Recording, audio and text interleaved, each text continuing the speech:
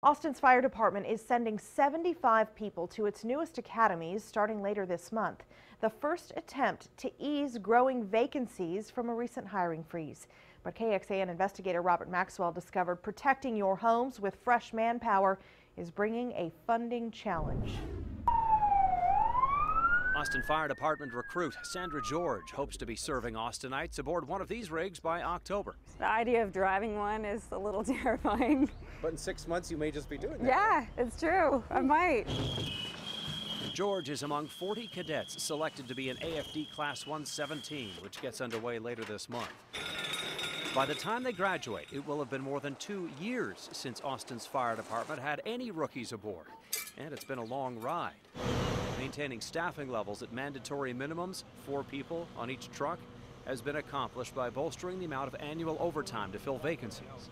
This year, there was more than $7.5 million available. Just 3 months into the year, half of that was spent.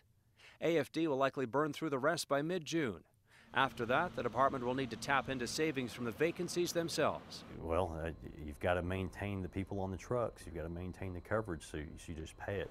Now, there's some savings that's realized, of course, through the fact that you're not filling those positions with full-time employees. It is an expensive endeavor.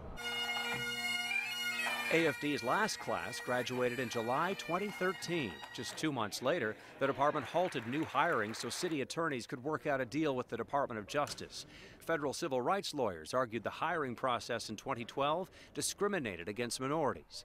Last May, the former city council approved a consent decree promising to revise the way future cadets are tested. Now it's come down to timing and whether the remaining overtime cash will last until the new crop of cadets is ready. The fact that every day you get something different is going to be amazing, and every day you're going to be helping someone. The newest batch of AFD recruits is expected to graduate by October. That's the same time as the city of Austin's new fiscal year begins, and with it, a new stream of money. If the cash does run out, AFD brass say they may have to dig into maintenance and other funds in the short term. In Austin, Robert Maxwell, KXAN investigates. The first Cadet Academy class of 40 begins at the end of this month, and because the delays in hiring were rooted in discrimination claims, we think it's important to break out the demographics of this new class. 21 are white, 7 are Hispanic, 5 are African American, and 7 are listed as other.